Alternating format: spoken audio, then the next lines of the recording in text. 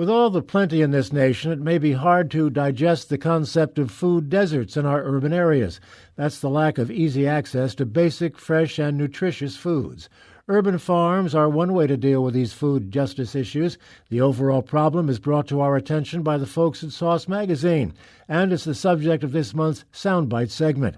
I spoke in studio yesterday with Sauce Managing Editor Catherine Claney and with Gibran Jones. He's with Holistic Organic Sustainable Co-op, or HOSCO, a nonprofit focused on urban agriculture and food justice in St. Louis. Melissa Vaderod is the Farm and Food Director for Missouri Coalition for the Environment. She joined us by phone. I began by asking Catherine about the need her magazine felt to look at food justice issues. Absolutely. You know, we love covering the restaurant scene in St. Louis and dining trends and chefs, but we recognize that not everyone in St. Louis has access to those places or even access to quality food to cook at home. It's important for us to shine a light on organizations in our community and people who are working to change that and change access to food in our area and highlight some of those issues and tell people how they can get involved. Gibran, how serious an issue is it? It's a very serious issue. I think it's very important for people to become aware of where their food is coming from, understanding the unequitable distribution of food, and try to figure out how we can solve that problem together locally. And Melissa, what is the Coalition for the Environment's involvement in projects like this? Missouri Coalition for the Environment's Food and Farm program works to impact our local food system and support local food and sustainable agriculture across the entire state of Missouri. MCE, we are the backbone organization for the St. Louis Food Policy Coalition, a coalition of stakeholders in the St. Louis region that are working to promote a thriving local food system for the greater St. Louis area. Sounds like you probably have your work cut out for you. It's fun. I love it. It is so exciting. We've been doing this for 3 years. The Food Policy Coalition formalized in September of 2015, so I guess officially 2.5. And the coalition keeps growing, and we keep finding projects that organizations are excited about to work on together that they maybe wouldn't have had the opportunity to do otherwise. Gibran, how much fun is it for you? It's very fun. I enjoy working with people, and I also enjoy working with plants and growing food. And I just really enjoy when you show someone, especially children, how to produce food, how to grow food, and then take them into the kitchen and show them how to actually prepare the food as well. And you get to see the smiles on their faces. And it's really important and very fun. Catherine, how do you define urban farming and food justice? Sure. Well, so urban farming, and Gibran, you obviously have a much more in-depth knowledge on this, so feel free to jump in. Urban farming it's growing crops in a city using vacant lots, rooftops, spaces that you wouldn't necessarily expect. You don't need 50 acres out in the country to start a farm. You can start a farm in your backyard in the city. It's more than just gardening. And particularly HOSCO uses urban farming as an opportunity. HOSCO is Gibran's organization. Uses urban farming as an opportunity to create jobs and entrepreneurship and really give people not only access to food and growing their own food, but access to income and sort of building their own business. So there's a lot of organizations in St. Louis that do that. How does HOSCO work, Gibran? So HOSCO is a 501c3. It was started May 20th, 2010, and it actually serves as a training organization for incubating food cooperatives. So individuals come, they train with the non-for-profit, and the non-for-profit assists them in setting up their own businesses, all focused around food. So we try to make sure that people understand the importance of food and the importance of the local food system, and how do we redevelop and redesign that local food system so that it's more access for food for people. Is that largely because we keep referring to food deserts, and a food desert, and your definition is what?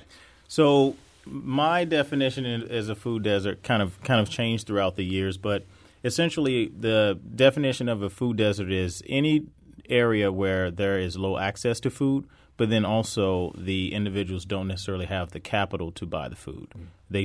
So if the USDA definition used to be you have to be about a mile away from where the food location is, but you can be right next door to a Schnucks, and if your family can't afford to eat the food and buy the food in Schnucks, then typically your house itself can be a food desert.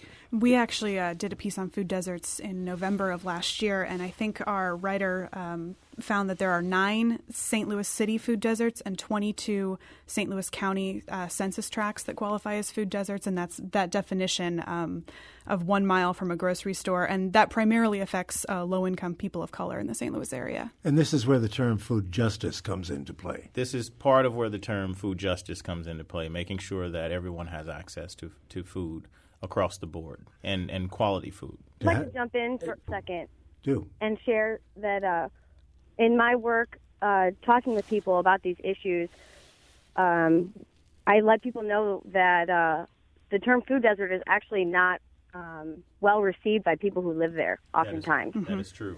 And so I refer to these areas that have low access needs. We just talk about them as communities with limited food access. And these are often, as mentioned already, communities where there's lower income, and unfortunately in St. Louis, it's a racial equity issue because we see more people of color living in these types of communities. You know, I have the same problem, Melissa, with the term food security. It kind of dresses up a much more severe problem, which is hunger. Mm-hmm. And that's something that people are dealing with here in this community. Food insecurity leads to hunger, but hunger's the root. So what can we do to address both of these things, prevent people to getting to that state of hunger? Yeah, one of the main things that we try to do is teach people how to produce food themselves. There's a number of vacant lots in the city where individuals can hopefully acquire the vacant lots. But even in as simple as growing in your backyard, when I was growing up, we had a backyard and we grew quite a bit of food. There was a vacant lot next to us. We grew quite a bit of food, and we wound up sharing that food with individuals from our local community. So really, we need to shift the thinking away from typically let's go to the store to buy our fruits and vegetables that are imported and that are coming 1,500, 2,000 miles to us, and learning how to produce the food locally so it becomes more available.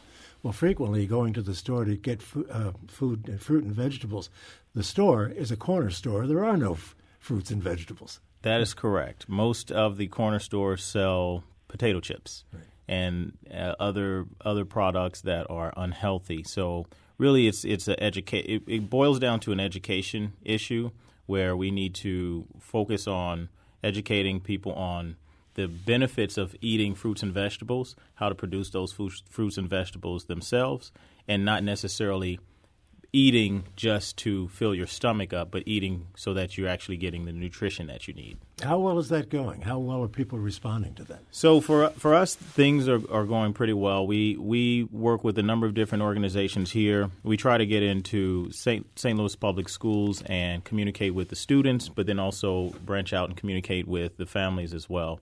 And it's been very well received. We have a lot of nutritional education classes that we do. We do culinary classes, and really diving in and trying to work with the students helps the overall family start to change their diets, because whatever the children ask for, that's kind of what the parents are going to buy. And if they start asking for more fruits and vegetables, which we've seen in some of the schools that we have gone into, then you start to notice that the diets of the family starts to change as well. Oh, and there's real, I think, evidence to support that if a kid grows kale, the kid is so much more likely to eat kale. If the kid is involved in cooking the meal, the kid is so much more likely to try that food rather than just having it put on a plate in front of them and say, oh, that's weird and green and Correct. I don't like that. Correct. Melissa, what kind of education programs do you have? Well, our role at MCE, given that we're a statewide environmental advocacy organization, we do education on generally what's going on in the food system, and then what are those policy barriers and what are opportunities for citizens to get involved in making policy change.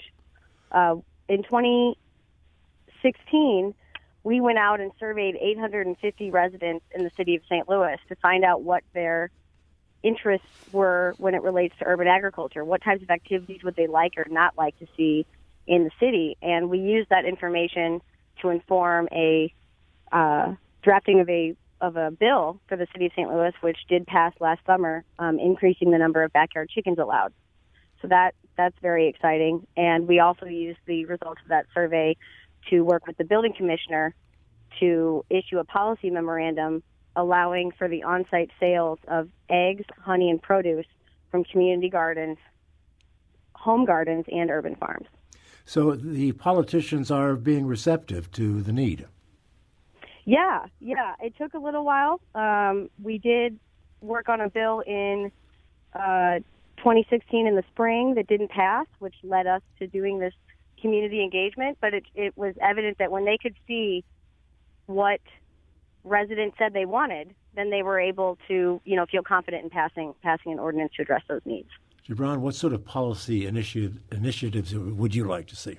I would like to see I'd like to see the issue around SNAP and how we deal with SNAP. Food stamps, formally. Food stamps, yeah. Food stamps. And, there's again, going back to the cost of food, going back to the ability to grow food locally, we can decrease the cost of our living by producing food locally. So I'd like to see there be legislature that is passed that deals with creating environments where we can actually produce food. So maybe an agricultural zone, and we start working with changing some of the zoning so that people can grow food in specific areas. Kind of like what Melissa was stating in terms of with the chickens and being able to have backyard chickens. I think we need to actually identify areas within the city where we can grow. I mean, there's even just a simple thing. There's a lot of parks that are not necessarily being kept up. Mm-hmm. Imagine if we took those parks and we allowed people in the community to actually start producing food on those parklands and then actually assisting in helping to upkeep it as well. They do reserve areas in parks for prairie preservation. Why not food? Why not food? Exactly. Yeah. Well, what sort of food are you growing and encouraging people to grow? I understand fruits and vegetables, but specifically? Specifically, things like collard greens, beans, a lot of protein. There's a lot of individuals that are looking to change their diets to move away from eating meat. So we want to make sure if they move away from that they're still getting the proteins that they actually need. And so I would say a lot of the beans, proteins, a lot of the staple items, the items that can last long and be shelf stable, and not necessarily only just greens and things like that. But we see there's a high demand for greens, leafy greens. That's a huge demand right now. When you distribute this through the co-op, are people paying for it, or are they just contributing work in order to receive these goods? That's a very interesting question. So they do a little bit of both. Mm-hmm. So the individuals that come work within the co-op, they can volunteer a certain amount of hours, and those hours then qualify them to actually receive that amount of food based off of the amount of hours that they work. But then we also sell directly to individuals in the public. So we are in the process now of creating a local grocery store that will allow individuals. We've been selling mostly through farmers markets and other entities, but we're in the process now of creating through a USDA grant a local grocery store that will allow members to come and shop, and based off of the amount of hours that they work, then they are able to receive a percentage off produce, or depending on how many hours they work, the produce basically based off of how many hours they work. So say, for example, you work, 5 hours, 10 hours, then you receive that dollar amount at $10 at $10 an hour. Melissa, there's something that we haven't spoken about here that I know from programs we've done here that is very important. That is the health component to all of this. By giving the people who need it healthy and nutritious foods, it keeps them healthier, and that has a payoff for the rest of their lives. Yeah, absolutely. I mean, urban agriculture is definitely a way to increase access to nutritious food that can be life-changing, and so that's one of the main things that we want to help people do to increase access, because as we mentioned earlier, income can be a barrier to affording those nutritious foods. So urban agriculture is a good way to obtain healthy food without having to worry about that price. And earn also additional income. So if you grow food, you produce food, and then that provides food for your family, you can also sell some of that food, which also helps to generate additional income, and which would be, I guess, the layman's term in the street would be like a side hustle, right? So you'd have your regular job, right? And then if you want to earn additional income, then you have these little side hustles, which would be producing food and then selling that food, whether it be at a farmer's market or to a local grocery store. Catherine, or on site? Or on site, right? On site. You know? We need policy changes for that on site, right? Well, we currently can, thankfully, to that new policy memo from last year.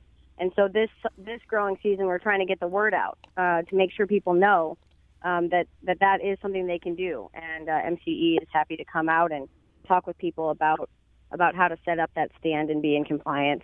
But it's an exciting opportunity to, you might not make a whole lot of money off of your garden, but like Gibran said, it could be a side hustle. Catherine, have you? Go ahead, Melissa. I'm sorry. I just wanted to touch on while urban agriculture is critical, we still have this food justice issue about our brick and mortar stores. But I can hold off if now's not the time. No, go ahead. I think it's a multifaceted conversation today, I think. Well, it's also a big part of the problem, right? Because it's the access issue. But go ahead. Yeah. I just wanted to touch on, there are certain parts of North City or North County where there aren't a whole lot of grocery stores available, which is an issue when we want to work with grocery store chains in the region to bring grocery stores back. In the meantime, we have these great opportunities of urban farms, community gardens, and then some of our community partners in the Food Policy Coalition who are trying to bring healthy food to residents, including Hosco, Good Life Growing, St. Louis Metro Market. But we need to work with our grocery stores. And unfortunately, even some of the grocery stores that are in existence, they're open for business, people have complained that the quality and the variety is subpar. MCE, our environmental and outreach Vista, Allie Stigler, she has been conducting listening sessions for the last year with residents in North City and North County to hear about their feelings about the food environment around them. And many have said in these areas that they feel that the grocery stores are they're providing food based on assumptions about their demographic, about what food would interest them. And they're not necessarily looking for actual community feedback. We want to talk with stores about that to try to improve. Hey, you need to listen to the residents and find out what they really want. Don't just have 10 for 10 pallets at the entrance of your store with honey buns. Yeah. Not everybody's looking to eat sugary, unhealthy food. Or day-old bread, or milk that's wilted greens, that kind of thing. And that sort of. There's plenty of that out there. Gibran, a question for you. You talk about using urban lots. How do you prepare them? I mean, land has to be fertilized. It has to be willing to accept things that will grow. Often it's just weeds. Correct. So it just depends on the lot in particular. Most of the lots that are here in St. Louis, about 70% is contaminated with lead because they've pretty much knocked down the buildings and just put everything in the basement and covered it up with soil. So one of the first things that you have to do is test the soil to make sure that the soil doesn't contain heavy metals or any other kind of anything else that would actually cause harm to you from growing plants and eating those plants. And then the second would be looking at the land, looking at how the runoff is, deciding if you want to do raised beds or not. A lot of the lots that may be contaminated, you can put down tarps and then you can bring in new soil. I know that St. Louis Composting brings in soils. There's another number of organizations that provide soil. I think Bell Garden provides soil. You can go pick it up and then bring that soil to your location. So raised beds. One of the things that we're looking at doing now reminds me of when I was younger. My dad had a tiller. We had a tiller. Mm-hmm. And we would go to individuals' backyards and we would actually till the soil for them. And so we're looking at recreating that type of program where if there's a vacant lot and you have access to it and we've tested the soil and the soil is clean, then we're looking to implement as part of our we have a Department of Labor apprenticeship program. So as part of that program, we want to actually have individuals go out and till up the soil for you and create the garden for you, especially for individuals that are maybe elderly that can't actually go out there and do the work themselves. Who's paying for this? When you're bringing in things from the outside, obviously it costs something. It does. There's local organizations, Missouri Foundation of Health, the Franciscan Sisters of Mary, a number of different organizations have helped. A lot of times we'll put in our own funding for things. I do consulting work on the side. I was one of the lead consultants for the new ag exhibit at the St. Louis Science Center. And then what I personally, as a consultant, got paid, I actually put that back into the organization to help us achieve our goals and our mission. So one of the things that I learned is there's a gentleman by the name of Will Allen who had an organization called Growing Power in Milwaukee. And I remember hearing him speak one time, and he was discussing about how he had over 50 different revenue streams. Mm-hmm. And so that really got me to start thinking about how do we develop multiple revenue streams that can then support the non-for-profit and then also help to support those co-ops that we incubate. You'd be receptive to funding from outside sources, therefore? Absolutely. Do you have a website or some way people can contact you? We do have a website. Our website is hoscousa.com or Hosco Farms, and it points directly back to all of those point directly to the website. HOSCO. HOSCO. Or you can, or if you are interested in donating, you can email me directly at. Wait a minute, it has to go through me. I'll take the cash and get it to you. No, I'll tell you, we'll put the information on our website. But go ahead, finish your sentence there. I shouldn't have.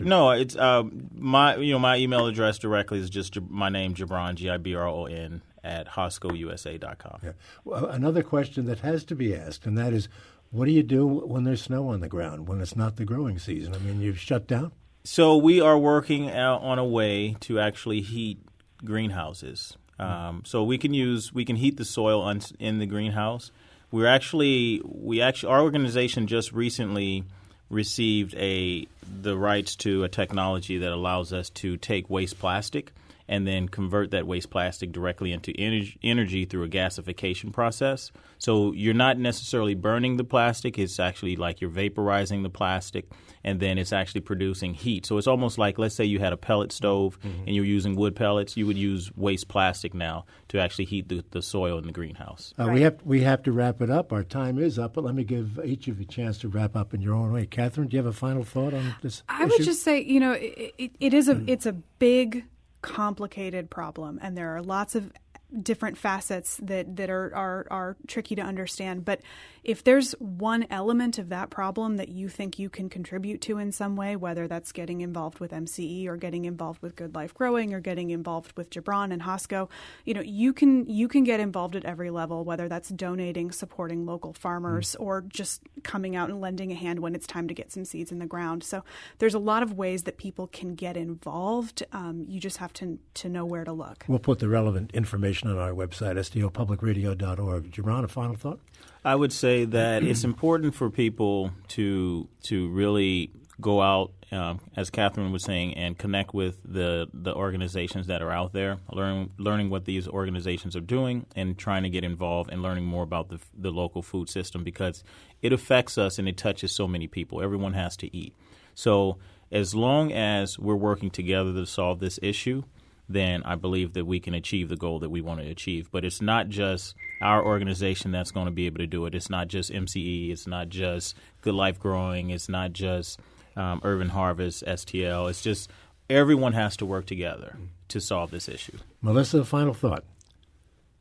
I would just say that I'm grateful that organizations are starting to come together in St. Louis to address these food system issues, and I think that things are moving in the positive direction for the St. Louis region. I also want to add that policy is critical for sustaining a new, equitable, sustainable, healthy food system, and there are actions that can be taken right now at the state and federal level, particularly with the federal farm bill.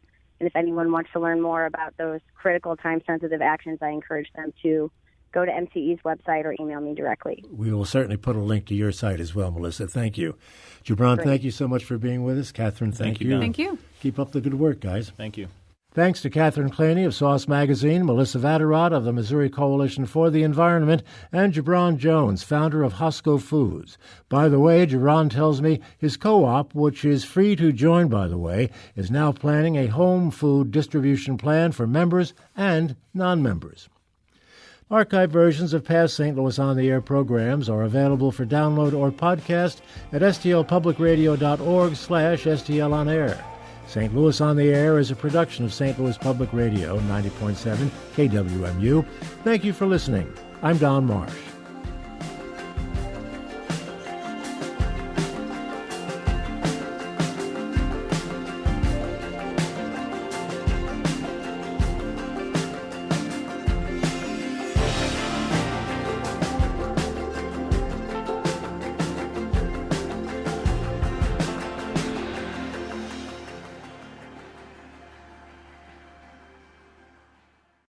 Support comes from Missouri Forest Products Association, committed to sustainable and sound conservation of the state's forests, which support more than 41,000 Missouri jobs, resulting in a $10 billion industry. ChooseWood.com.